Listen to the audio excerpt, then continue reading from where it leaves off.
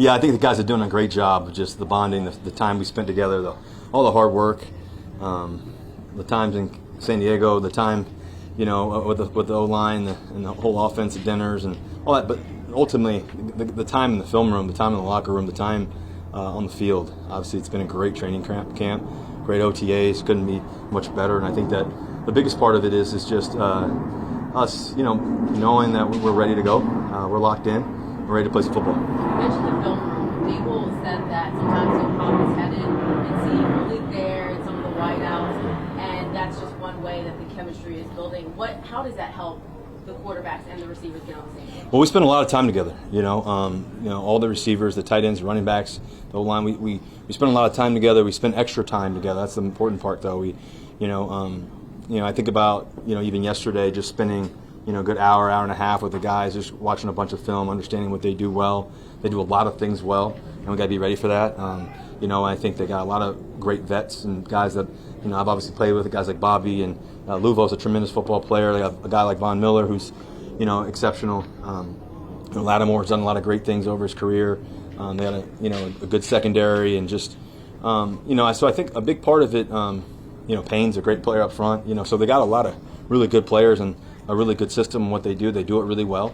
And so for us, going back to your question, I think the big part of it is us continue to grow, us continue to see the things the same way, spending a lot of time on the meticulous work of it all.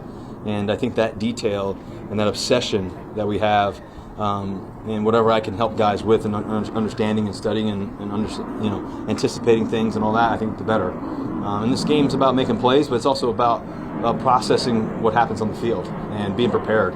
And I think we're ready to go and prepared. Russ, Giants fans are really going to get indoctrined into the moon ball now. Can you talk a little bit about the evolution of that? I read that it actually might have come from a conversation you and Peyton Manning had at the Manning Academy when you were younger. Not necessarily. I mean, not specifically. I think though. I think a big part of it for me is always just. I think with the moon ball or whatever. It's giving guys the chance. I think. I got tremendous receivers, guys that can make a lot of plays. It all starts with the offensive line. Give me enough time to make those throws, and the versatility of do it all. But I think it's definitely been a fun part of my game or whatever. But I think that the guys, the receivers make it. I remember going back to you as you were saying about Manning passing academy. I just remember us getting in like a deep ball competition thing and all that, and I just remember, I think I won the drill, and it was just fun. I remember being at that camp and all that. So just a lot of it is a lot of hard work, a lot of time. It's like anything. You guys see Steph Curry, shoot 1,000 shots. It's like you got to do it and practice it. You got to practice just throwing, all the time. And there's never a time where you don't take, where you take a bunch of time off throwing. And I think that's part of it. But ultimately, you got to have playmakers. You guys do so much to get ready for one.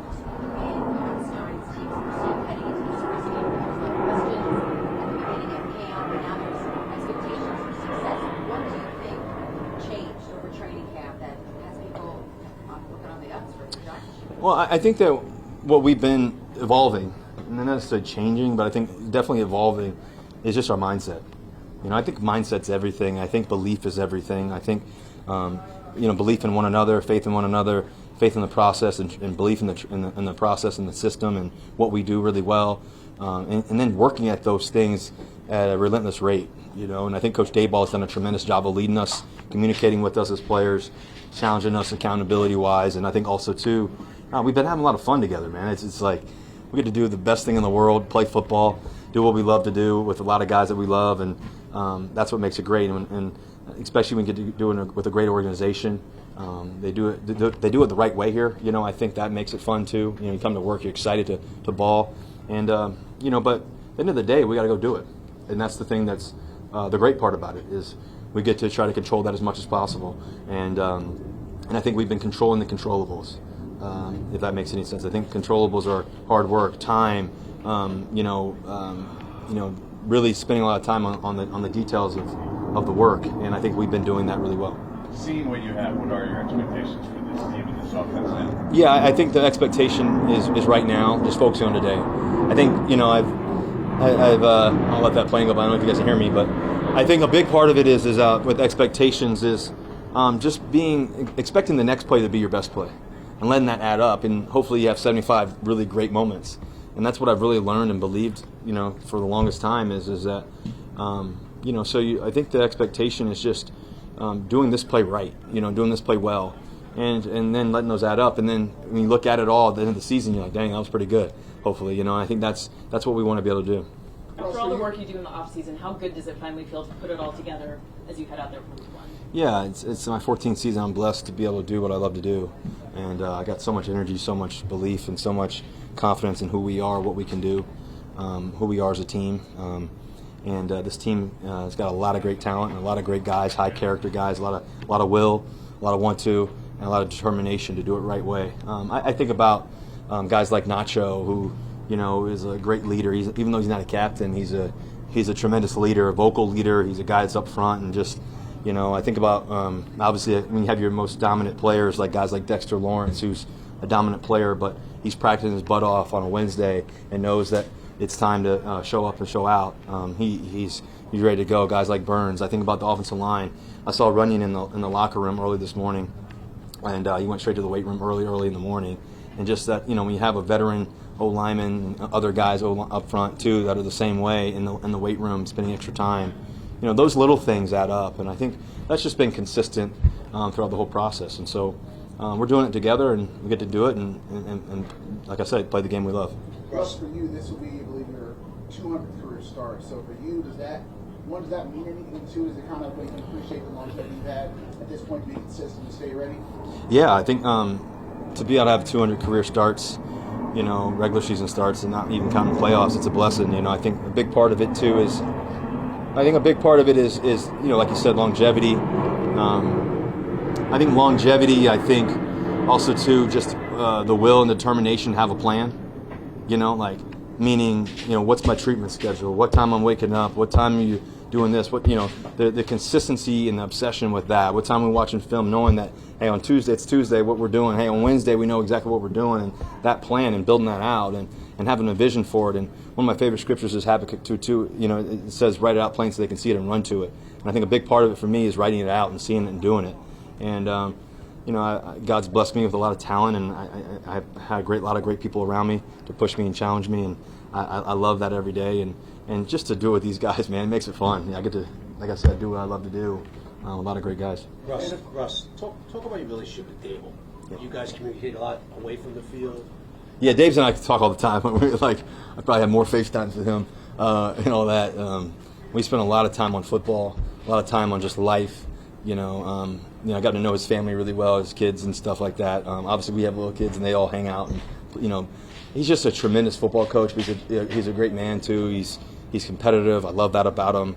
He loves his players. I really have really high regard for Coach Daboll and the man that he is, the friend he is, but also the coach that he is. You talk about how he holds players accountable. Could you give a few examples of that?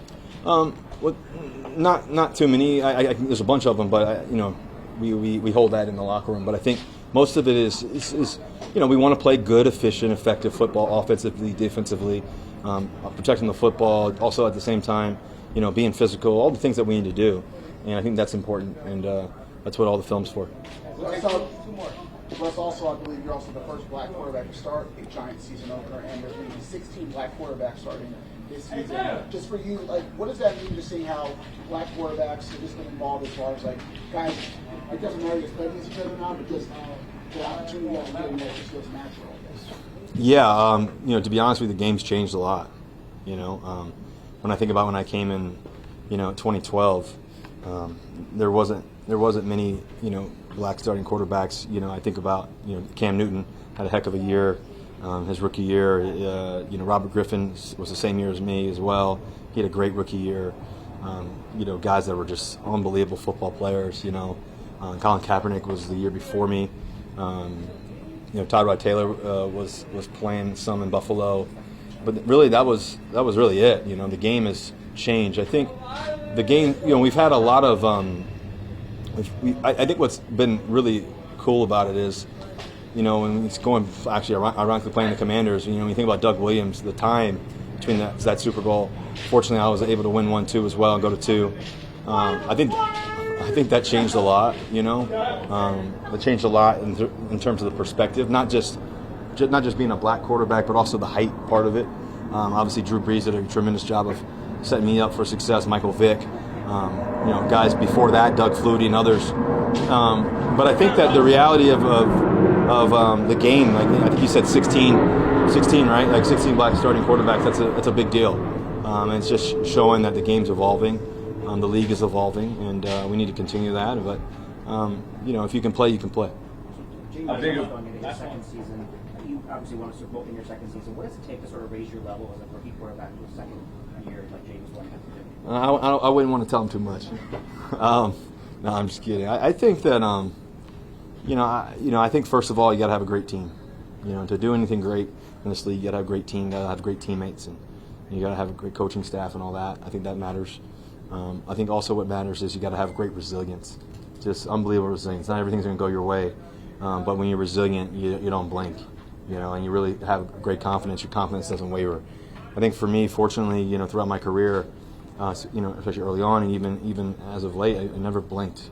Just you believe in who you are, what you do, how you do it, how you treat people, and you realize that the years add up and the yards add up, the touchdowns add up, and the wins add up, and the most important part is the wins and the love for that, and just I think that the days add up in a great way. You reflect back on it, man. You think about all the memories you have, and all that, and so I think early on in your career, it's just embracing every moment, and I've been fortunate to be able to embrace every moment, and I know for me in year 14, I feel like this is year one. Just you embrace it all over again. And I feel young, I feel vibrant, I feel just energetic, and I think it's because I just have great confidence, but two, you work at it, and three, most importantly, you got great people around you. When you got great people around you, that's the part you love, and so I feel good and excited about that. How big of a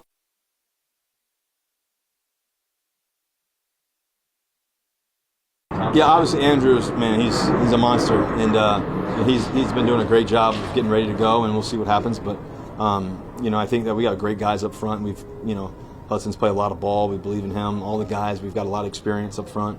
We're very confident in who we have, and I'm very confident in Andrew. If the time is now, and all that. So that's up to Andrew and the coaches and the trainers and all that stuff. But just excited about our team, man. Excited about who we have and what we're doing, and excited about practice tomorrow and the rest of the day.